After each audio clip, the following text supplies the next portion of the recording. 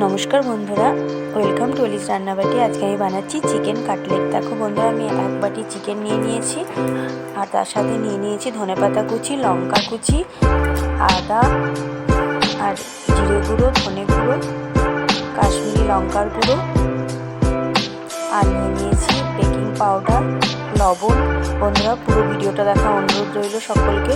আর এদিকে নিয়ে নিয়েছি ব্রেড তিনটে, তার সাইডগুলো কেটে নিয়ে এই মিশ্রণটা মাখিয়ে আমি মিক্সিতে একবার ঘুরিয়ে নিয়েছি পুরোটা।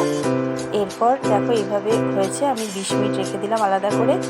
এরপর দুটো ডিম নিয়ে নিয়েছি, তার সাথে একটু লবণ আর গোলমরিচের গুঁড়ো দিয়ে ডিমটাকে ফেটিয়ে নিয়েছি।